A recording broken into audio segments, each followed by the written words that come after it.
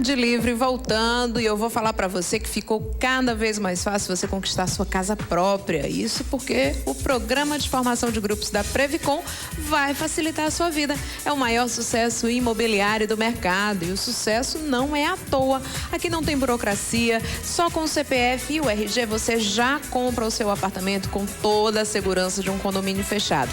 E é só você visitar, olha que lindo o apartamento, vai lá na Avenida 13 de Maio, visita o estande de vendas que você vai ficar apaixonado ou apaixonada. É fácil, a entrada, a parcela é de apenas R$199 e você já vai realizar o seu sonho da casa própria. O programa de formação de grupos é um produto da Previcon, que é uma empresa 100% cearense e que está há 25 anos no mercado. É a única com uma central exclusiva e com atendimento móvel. A Previcon vai até você. Então venha comprar sua casa própria ainda hoje. Você pode. Olha, você que está comprando aí um apartamento para os filhos que vêm estudar aqui na capital, você que está casando, vai montar o seu primeiro lar, o seu primeiro espaço, você que quer sair da casa dos pais, procura a Previcon, uma empresa do Grupo Porto Freire. E olha o telefone para você tirar todas as dúvidas. 3521-6828. 3521-6828. Olha, bem-vindo, doutor Marcos Bessa. Muito obrigada mais uma vez pela participação.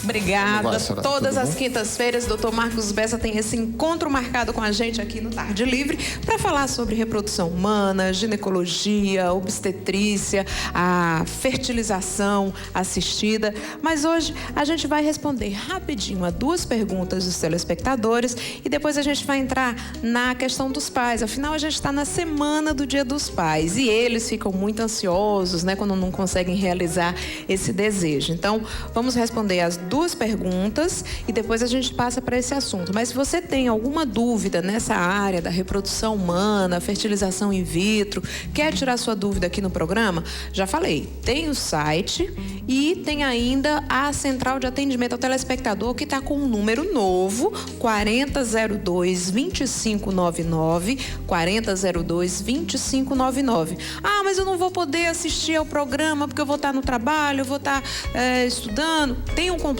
perto, tem acesso à internet, então não tem problema que você vai poder assistir em qualquer lugar através da TV Diário ao vivo na internet. Daqui a pouquinho eu vou mostrar para vocês como é que funciona. Mas bem-vindo, doutor Marcos. Tudo bom, Sara? Como vai? Tudo bom? Muito bem. Vamos responder logo a pergunta da Francineide Belchior de Abreu, que pergunta qual é o tratamento correto para mulheres que têm micropoliscistos. Depende do objetivo, Soraya. Se ela naquele momento deseja engravidar, geralmente o tratamento é feito com estimulação de ovulação. Né? Seria um grupo de drogas que vai induzir a ovulação, vai melhorar o padrão de ovulação. Se aquela mulher não deseja engravidar, ela poderia estar usando um tratamento com anticoncepcionais orais. Geralmente os anticoncepcionais orais eles conseguem regular bem a menstruação. Eles conseguem diminuir os efeitos periféricos do ovário micropolicístico, como, por exemplo, crescimento de pelo, acne, ganho de peso.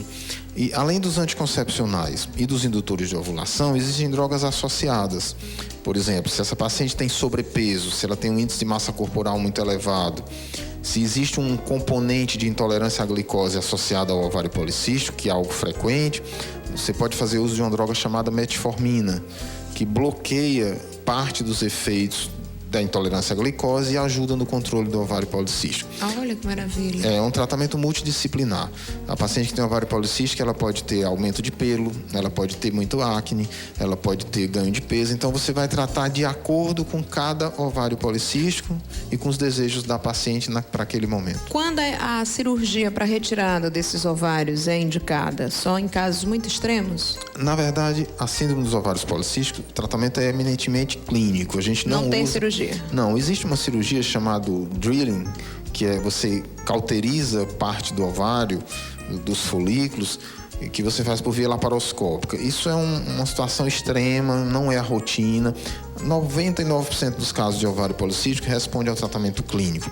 A retirada dos ovários não é preconizada, quer dizer, não está programada retirar ovário por ovário micropolicístico. Só essa cirurgia chamada drilling, que é a cauterização do ovário. Então tá aí, Francineide, respondida a sua pergunta. Agora a gente vai para a pergunta da Graça, que é aqui de Fortaleza, tem 24 anos, é casada, tem um filho de 5 anos e há 2 meses ela vem tratando de hipertireoidismo. O endocrinologista diz que não é o caso dela se preocupar, mas sim de se tratar. Só que ela acha que ela está grávida e está preocupada se essa gravidez vai ser uma gravidez normal, vai ser uma gravidez de risco, será que o bebê corre perigo ou a gestação vai ser tranquila? Ela está tomando essa medicação aqui. Eu não posso dizer o nome, que é nome de marca, então vou mostrar aqui para o doutor. Na verdade, ela deve ter hipotireoidismo. Porque ela colocou hipertireoidismo aqui. Então, assim, o hipotireoidismo, como o hipertireoidismo, quer dizer, as doenças da tireoide, elas podem atrapalhar a gravidez. Elas podem dar abortamento, dificuldade para engravidar e podem sofrer alterações durante a gestação. Tanto a gestação pode ser influenciada pela doença da tireoide, como a própria gestação pode mexer nas doses, alterar as doses necessárias para o controle da doença da tireoide. Então, não é uma gestação de risco na medida em que ela precisa de acompanhamento especial. Ela vai precisar de um endocrinologista, consultas frequentes ao endocrinologista, para estar reajustando as doses sempre que necessário, porque às vezes durante a gestação as necessidades mudam de doses em função da quantidade de líquidos no corpo que muda, das proteínas que mudam. Então, muitas vezes você tem que alterar a dose para o período gestacional. E às vezes você tem que alterar dependendo de cada período da gestação.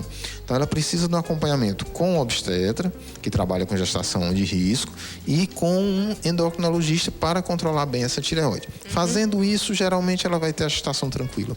Tá certo. Agora vamos passar para a questão dos pais, né? Esse período aí, tem pai com a sensibilidade à flor da pele, e essa sensibilidade é muito maior quando ele participa desde o início da gravidez, seja ela planejada ou inesperada.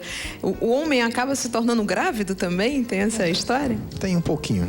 Na verdade, assim, o homem mudou, a participação do pai na vida da família mudou muito, né? O chamado pai moderno, ele participa muito mais, ele interage muito mais com os filhos e, antes da chegada dos filhos, ele interage com o preparo dessa chegada. Então, e se a gente pensar em casais com dificuldades reprodutivas, essa participação é muito mais aguda. Você não percebe, por exemplo, um marido ir para uma consulta de prevenção ginecológica, mas você os vê frequentemente nas consultas de reprodução. Eles vão da primeira até o nascimento do bebê. Até o nascimento do bebê. Por quê? Porque há um interesse específico, há um questionamento se há participação ou não do pai naquela dificuldade para engravidar. E a gente sabe que a incidência é de 40% a 50% das vezes há comprometimento masculino. Quer dizer, tá ali meio a meio, né? Meio a meio. O que antes se achava que era só a mulher, a culpa sempre da mulher. Na verdade, não há culpas, mas participação muito grande das doenças masculinas. Então, o homem hoje está sob estresse, o trabalho intenso, a sociedade competitiva, mudança em hábitos alimentares, o cigarro, a bebida. Então, há uma multiplicidade de fatores que ajudam a comprometer a fertilidade masculina. E assim, pois não. E esse homem está participando intensamente, desde o tratamento, período da gravidez, consultas pré-natais, assistindo ao parto. É muito bom ver o homem participando aí. E ele chega a engordar junto com a mulher, ele chega a sentir tontura, que não tem uns estudos que revelam que agora os homens também estão passando por esse período de enjoo. Uma síndrome que faz com que alguns homens, pela intensa participação, acabem tendo alguns sintomas, né? E é interessante essa participação, porque eles acabam fazendo a dieta que a grávida está fazendo, ou atrapalhando a dieta da grávida também, né? Ele quer comer por 2 também, pois né? E a grávida tem que comer por menos, ela tem que se proteger. Então, assim, é interessante essa nova posição do homem em relação ao acompanhamento desde o engravidar até o pré-natal. E ele é mais ansioso às vezes do que a mulher? Na hora principalmente nessa questão da reprodução assistida, que o casal já tentou várias vezes de forma natural e aí já está partindo para uma questão mais científica, trabalhada cientificamente em laboratório, ele fica às vezes mais ansioso que a mulher? Às vezes sim, principalmente se há participação de alterações espermáticas com ele. Então há um certo sentimento de culpa que não deveria haver, mas acaba acontecendo. e de ser o responsável por tentar resolver o problema. Quer dizer, aquela situação ali toda está acontecendo porque eu que estou causando. Então eu quero participar mais, eu quero ajudar mais, e isso gera ansiedade.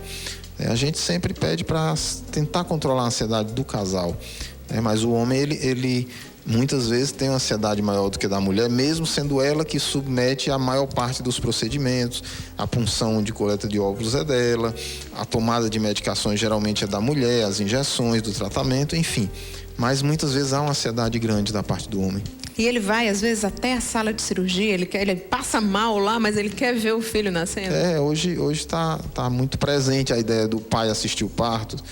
E é interessante para dar força à mãe, para acompanhá-la, para que haja uma ampla participação, para que não seja só aquele papel isolado do homem e a mulher ficar com a carga pesada toda. Já é muito pesada a carga para a mulher, então é bom ver o homem participando e dando uma força, assistindo o nascimento do filho. Há um comprometimento, eu diria, maior com a educação, com evoluir, com o crescimento daquela criança. E doutor Marcos, quando ele passa a acompanhar, vamos traçar o perfil desse pai. É o pai mais jovem, é o pai que já teve experiências com outras famílias, está numa segunda tentativa. Como é que é esse pai? É uma novidade, às vezes, até para ele, esse acompanhamento? Muitas vezes sim, Soraya. Eu diria que há dois grupos, Um grupo daqueles pais bem jovens, casais recém-casados, de pouco tempo de casado, casais muito jovens, onde a mentalidade mais aberta, de mais companheirismo, não de um casamento onde é patriarcal a definição, mas conjugal, onde o casal participa igualmente, se divide despesas, se divide